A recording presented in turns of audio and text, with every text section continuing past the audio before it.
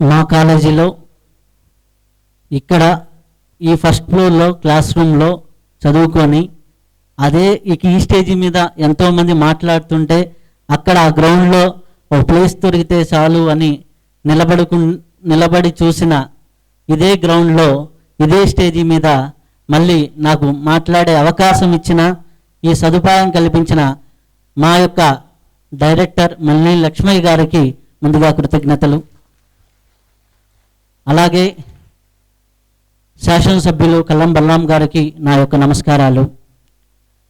నా జీవితాన్ని ఒక మలుపు తిప్పి ఎన్నో ఆధ్యాత్మిక గురువులకి ఎన్నో ఆధ్యాత్మిక సంస్థలకి నన్ను పంపించి నన్ను ఎక్కడో కనిగిరి నియోజకవర్గంలో మారెల్లో పుట్టిన ఒక అబ్బాయిని ఈరోజు హైదరాబాదులో ఒక ఛానల్లో ఇంతవరకు ప్రపంచంలో ఎక్కడా జరగని విధంగా 180 గురువుల సందేశాలని గురు సాంగత్యం రూపంలో అందించే భాగ్యం కల్పించే విధంగా నన్ను తయారు చేసిన నా యొక్క గురువు బ్రహ్మర్షి పితామహ పత్రిజీ గారికి నమస్కారం చెప్పుకుంటూ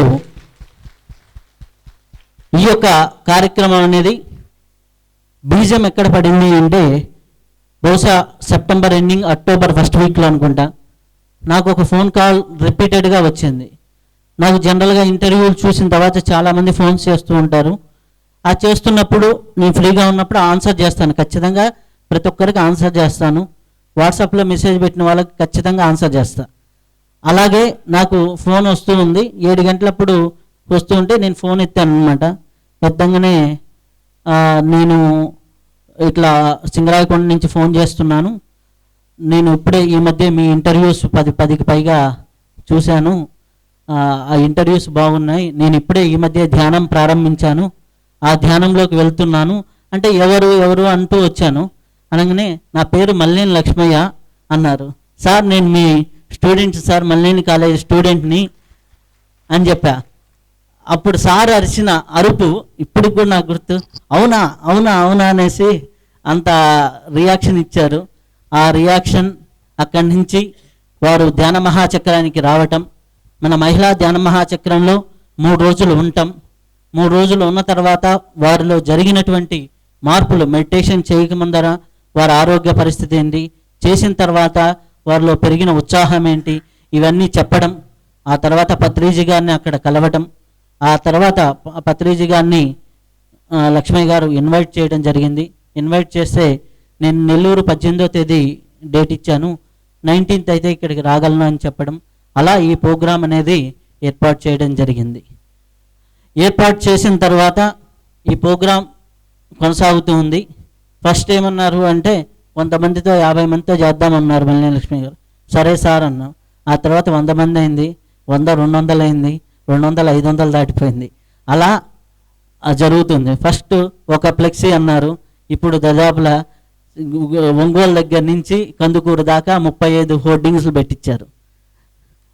నాకు తెలిసి పిఎస్ఎస్ఎంలో ఇన్ని హోర్డింగ్స్ పెట్టించిన ప్రోగ్రాం అనుకుంటా. అలా ఎన్నో హోర్డింగ్స్, ఎంతో ఇదిగా ఈ యొక్క ప్రోగ్రాం అనేది ఇట్లా మార్పు చెందుతూ వచ్చింది. ధ్యాన విద్యార్థి వ్యక్తిత్వ వికాసం. ఈ యొక్క ధ్యాన విద్యార్థి, నేను ధ్యాన విద్యార్థిని కాకముందర నాకు ఓన్లీ ఒక ఎంసీఏ సర్టిఫికేట్ ఉండేది. ఆ తర్వాత నా బహుశా ఫ్యామిలీ నుంచి చిన్నప్పటి నుంచి వచ్చింది. దాంతో ఆస్ట్రాలజికల్గా ఎంఏ ఆస్ట్రాలజీ పూర్తి చేశాను, ఎంఏ ఆస్ట్రాలజీ సర్టిఫికేట్ ఉంది. ఈ రెండే కాకుండా జీవితంలో మనమంటే ఏంటో మనకు అర్థమయ్యే విధంగా చేసేదే నిజమైన ధ్యాన విద్యార్థి అంటే వ్యక్తిత్వ వికాసం అంటే ఏదో అది చేయండి, ఇది చేయండి, ఇది చేయండి, అలా పరిగెత్తండి, ఇలా పరిగెత్తండి, ఈ యాక్టివ్గా ఉండండి, పాజిటివ్ థింకింగ్తో ఉండండి, ఇవన్నీ చెబుతూ ఉంటారు. ఇవన్నీ కాదు. నిజంగా ఆధ్యాత్మికతలో ఏంటంటే అన్నీ చేర్చుకుంటూ ఉండాలి. మంచి ఆలోచనలు చేర్చుకోవాలి, మంచి విధానం చేర్చుకోవాలి, మంచి నడవడిక. వాడిని చూసి ఇవన్నీ చూసి కొన్ని కాపీ కొడుతూ ఉండాలి బయట సొసైటీలో. ఆధ్యాత్మికతలో ఏంటంటే మనలో ఉన్నవన్నీ వదులుకుంటూ ఉండాలి, అహంకారాన్ని వదలాలి, ఎక్కువ ఆలోచనలు వదలాలి, అహంకారాన్ని వదలాలి, మన చిత్తవృత్తి నిరోధాన్ని వదలాలి. ఇవన్నీ వదులుకుంటూ వెళ్తే నిజమైన మనమేంటో ప్రపంచానికి కనిపిస్తుంది. ఒక శిల ఉంటుంది, ఆ శిలలో వేస్టేజ్ మొత్తం చెక్కేసి పక్కన పడేస్తే శిల్పం బయటకు వస్తుంది. నిజంగా ఆధ్యాత్మికతలో ఆ యొక్క వేస్టేజ్ని తీసేస్తూ శిల్పంగా మార్చే ప్రక్రియే బ్రహ్మ ఋషి పితామహ పత్రిజీ గారు 30 సంవత్సరాల నుంచి దిగ్విజయంగా చేస్తున్నారు. కర్నూలులో వారు కోరమండల్ ప్రెస్టీజియస్లో జాబ్ చేస్తూ ఇది ప్రారంభించినప్పుడు 1990లో ప్రారంభించారు. ఈరోజు 90 దేశాలకు విస్తరించారు. కోటాను కోట్ల శిల్పాలు, నాలాంటి శిల్పాలను తయారు చేశారు బ్రహ్మ ఋషి పితామహ పత్రిజీ గారు. ఎక్కడో ఒక చిన్న పల్లెటూరులో, కనీసం హైదరాబాద్ పోవటం అంటే అదృష్టంగా భావించే ఒక ఊర్లో నుంచి వచ్చిన వాళ్ళకి ఈరోజు 90 దేశాల్లో నా ఇంటర్వ్యూస్ పిఎంసి ద్వారా చూసే భాగ్యం కల్పించిన మహాశిల్పే బ్రహ్మ ఋషి పితామహ పత్రిజీ. అలాంటి ఆ శిల్పి నాకు విద్య నేర్పిన కాలేజీలోకి రావటం ఇంకొక అదృష్టంగా భావిస్తూ, ఇది ఎట్లా చెప్పాలో ఎలా చెప్పాలో కూడా అర్థం కావటం లేదు. కానీ ఒక ఆనందం అయితే అది ఇంకా చెప్పడానికి ఇంకా వర్ణాతీతం అన్నమాట. సో ఇలాంటి ఈ యొక్క ధ్యాన విద్యార్థి ప్రోగ్రాం ఇలా అన్ని కాలేజీల్లో, అన్ని ఇంజనీరింగ్లో రావాలి. ప్రతి ఒక్కరూ వారి శిల్పాన్ని చెక్కునే శిల్పులు కావాలి. ఆ శిల్పాన్ని చెక్కునే నిజమైన ఉల్లే, అంటే శిల్పం చెక్కడానికి ఉపయోగించే ఆ శిల్పికారుడు ఉపయోగించే ఉల్లి, నిజమైన ఉల్లే శ్వాస మీద ధ్యాస. నిత్యం ఒక శిల్పంలో ఉన్నటువంటి ఒక కొద్దిగా వేస్టేజీని తీసేస్తూ చివరికి ప్యూర్ మైండ్ని, ప్యూర్ సోల్ని తయారు చేసి మీ ప్యూరిటీని ప్రపంచానికి చూపిస్తుంది. ఆ ప్యూర్ సోలే, ఆ ప్యూరిటీయే భగవంతుడు. అది అందరిలో ఉన్నాడు, అన్నిట్లో ఉన్నాడు, అన్ని మతాల్లో ఉన్నాడు, సర్వత్రా ఉన్నాడు.